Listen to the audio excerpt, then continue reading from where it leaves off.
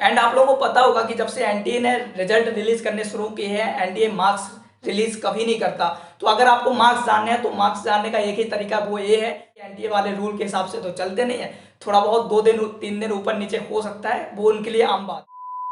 Hello everyone, this side Alok Sahu. I am B Tech third year student from NDRI Karnal. And आज हम बात करने वाले हैं बहुत ही इंपॉर्टेंट टॉपिक पर। काफी सारे स्टूडेंट्स कमेंट सेक्शन में बार बार पूछ रहे थे कि भैया आंसर की कब आएगी। जैसे कि आप लोगों को पता होगा कि आपका आईसीआर 2022 का एग्जाम 13, 14 और 15 तारीख को हो चुका है। अब बात आती है कि एग्जाम तो हो चुका है, फिर उसके बाद के प्रोसीजर्स क्या हो रहे होंगे, क्या क्या स्टेप्स हैं जो कि आपको पता होने चाहिए। तो जब आपका पेपर हो चुका होता है उसके बाद आती है सबसे पहले आपके आंसर की। एंड बात आती है कि आंसर की आती कब है, मतलब पेपर तो हो गया है, अब आंसर की आएगी कब। तो अब अगर हम पिछले साल के पैटर्न को देखें तो अप्रोक्सीमेटली आपके एग्जाम के 1 वीक के बाद एनडीए वाले आपके आंसर की रिलीज कर देते हैं। तो इस साल भी वैसा ही होगा, कुछ अलग अंतर आएगा नहीं। तो आपका जो एग्जाम हुआ था मानकर जो 15 तारीख को हुआ था, जैसे कि आप लोगों को पता होगा कि एनटीए ने अभी एक अपडेट दिया था जिसमें उन्होंने बताया कि अप्रोक्सीमेटली 90,000 स्टूडेंट्स ने पेपर दिया। एंड जो आपका पेपर हुआ वो सिर्फ 13 और 14 तारीख को ही हुआ है, 15 तारीख को कोई भी पेपर नहीं हुआ है। 15 तारीख को पेपर इसलिए नहीं हुआ है क्योंकि स्टूडेंट्स काफी कम थे। पिछली बार आपको पता होगा कि 1,22,000 के समथिंग स्टूडेंट्स ने पेपर दिया था, बट इस साल सिर्फ 90,000 स्टूडेंट्स ने ही पेपर दिया। तो इसकी वजह से इनको सिर्फ 2 दिन में ही इन्होंने खत्म कर दिया है। तो अब बात आती है कि काफी सारे स्टूडेंट्स कह रहे थे कि भैया इस साल स्टूडेंट्स कम है तो क्या हमारा कंपटीशन कम जाएगा। तो ऑब्वियसली थोड़ा बहुत कमेगा, बट इतना ज्यादा अंतर नहीं देखने को मिलेगा क्योंकि जो स्टूडेंट्स कम हुए हैं वो जनरली वही स्टूडेंट्स कम हुए हैं जिनकी तैयारी बहुत अच्छी नहीं थी। तो ऑब्वियसली उनकी तो पहले ही रैंक पीछे आनी थी। जब उनकी पहले ही रैंक पीछे आनी थी तो उन्होंने वैसे भी कोई फर्क पड़ना नहीं था आपके रैंकिंग पर। तो मेरे हिसाब से इतना ज्यादा फर्क पड़ेगा नहीं। तो जो स्टूडेंट्स ये सोच रहे हैं कि स्टूडेंट्स कम थे तो हमारा शायद कंपटीशन कम जाएगा, तो ये गलतफहमी आप अपने आप से हटा दें क्योंकि जो स्टूडेंट्स एक्चुअल में पेपर नहीं देने आए वो वही थे जिनकी तैयारी अच्छी नहीं थी। तो दूसरी बात आती है कि आपकी आंसर की कब आएगी। तो आपकी आंसर की एग्जाम के 1 हफ्ते बाद रिलीज कर देते हैं एनटीए वाले। तो 1 हफ्ता यानी कि 15/7/22 और आपके 22 से 23 तारीख तक के अप्रोक्सीमेटली एनटीए वालों को आंसर की रिलीज कर देनी चाहिए। बट ऐसा है कि एनटीए वाले रूल के हिसाब से तो चलते नहीं है, थोड़ा बहुत 2 दिन 3 दिन ऊपर नीचे हो सकता है, वो उनके लिए आम बात है। अब दूसरी बात आती है कि भैया आंसर की भी आ गई, उस आंसर की का हम करेंगे क्या। तो जनरली आंसर की वही स्टूडेंट्स यूज करते हैं जिनका पेपर बहुत अच्छा जाता है या जिनको बहुत अच्छा कॉन्फिडेंस होता है, बहुत अच्छे मार्क्स ला रहे होंगे। तो जो स्टूडेंट्स के मार्क्स कम आते हैं उनको पता है कि भैया पेपर अच्छा नहीं गया तो हमें आंसर की कोई जरूरत है नहीं, बट आंसर की टॉपर्स के लिए निकाले जाते हैं। तो अगर आपको लगता है कि भाई आपको भी आंसर की देखनी चाहिए तो ऑब्वियसली मेरे हिसाब से आपको चेक करने चाहिए कि आपके कितने क्वेश्चन सही हैं कितने नहीं। आंसर की में आपको क्या होता है कि आपका पूरा पेपर खोलकर आ जाता है जब आप लॉगिन करते हैं एनटीए के पोर्टल पर। तो उस पेपर में आपका जो ऑप्शन जो आप चूज करते हैं वो रहता है और वहीं आपको आंसर की में एक सही आंसर दिया जाता है। मतलब आपने क्वेश्चन पेपर और आंसर की दोनों को मिलाकर चेक कर सकते हैं कि आपका क्वेश्चन सही था या नहीं, आपने कितने क्वेश्चंस किए, कितने आपके सही हुए, कितने गलत हुए, वहां चीजें मिल जाती हैं। एंड आप लोगों को पता होगा कि जब से एनटीए ने रिजल्ट रिलीज करने शुरू किए हैं, एनटीए मार्क्स रिलीज कभी नहीं करता।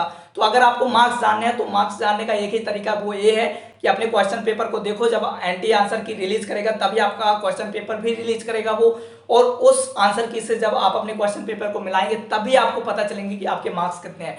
तो मेरे हिसाब से आप लोगों को मार्क्स देख लेने चाहिए क्योंकि जब आप मार्क्स देखोगे तभी आपको पता चलेगा कि आपका किस कोर्स में एडमिशन होने लायक नंबर आए हैं। मैथ वाले खास तौर से अपने नंबर जरूर देख लेना क्योंकि आपके नंबर ही डिसाइड कर देंगे कि आपको कौन सा कॉलेज मिलने वाला है। अगर आपके 300 प्लस नंबर आएंगे तो समझ लेना जिस कॉलेज पर आप हाथ रख दोगे वही कॉलेज आपका हो जाएगा।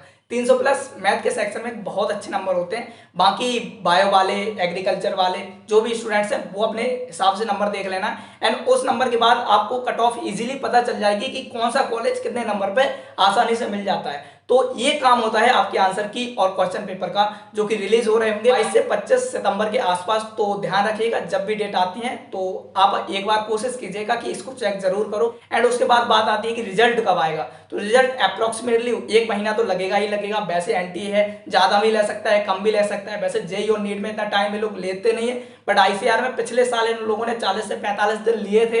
तो मेरे हिसाब से इस साल हो सकता है 1 महीना ले लें, या फिर इनको ये लगे कि भैया स्टूडेंट्स का नुकसान हो रहा है इसलिए हमें रिजल्ट जल्दी दे देना चाहिए, तो हो सकता है ये जल्दी दे दें। फ्रेंड देखो सब एनडीए पे करता है, तो मान के चलो 1 महीना 20 से 25 दिन तक तो लग ही जाएंगे। मतलब सेकेंड वीक ऑफ अक्टूबर तक आपका रिजल्ट आ जाएगा, इस तरीके से आपको मानना चाहिए।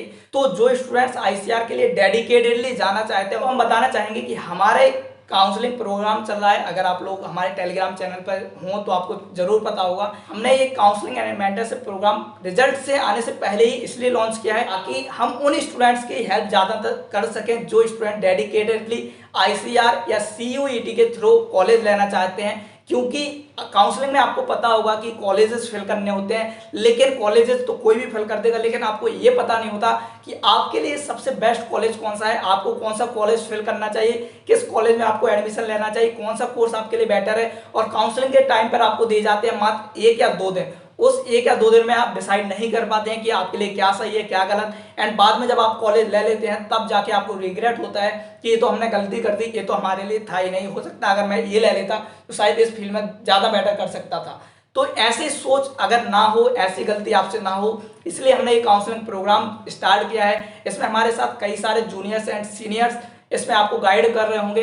हर एक स्पेशलिटी का आपको एक सीनियर गाइड करने के लिए मिलेगा, चाहे आप BSc एग्रीकल्चर से हो, हॉर्टिकल्चर से हो, सेरिकल्चर से हो, किसी भी फील्ड से हो, चाहे बीटेक के कोर्सेस हो, चाहे BSc के कोर्सेस हो, या आप CUET के किसी भी कॉलेज में जाना चाहते हो, हम आपका कॉन्टैक्ट उन सीनियर से करवा रहे होंगे जो कि उस कॉलेजेस में पढ़ चुके हैं या अभी पढ़ रहे हैं, ताकि वो आपको सही तरीके से गाइड कर सके। तो ये प्रोग्राम काफी हेल्पफुल होने वाला है जो डेडिकेटेडली CUET और ICAR के कॉलेजेस में जाना चाहते हैं। तो अगर आप भी उन स्टूडेंट्स में से हैं एंड आपको लगता है कि आपको इन कॉलेजेस के बारे में नॉलेज नहीं है, तो मेरे हिसाब से ये मेंटरशिप और काउंसलिंग का प्रोग्राम आपके लिए एक ब्रह्मास्त्र की तरह साबित होगा। ये आपकी बहुत ज़्यादा हेल्प कर रहा होगा एक सही कोर्स और सही कॉलेज को चूज करने में। तो अगर आपको लगता है कि आपको इसकी ज़रूरत है तो नीचे हमने डिस्क्रिप्शन में सारी चीज़ें दे रखी हैं, एक बार आप वहां जाकर चेकआउट कर सकते हैं। और नीचे हमने अपने टेलीग्राम चैनल की लिंक भी दे रखी है, वहां जरूर ज्वाइन हो जाइएगा, क्योंकि हम छोटी छोटी अपडेट्स जो आपकी आती हैं ICAR या CUET से रिलेटेड,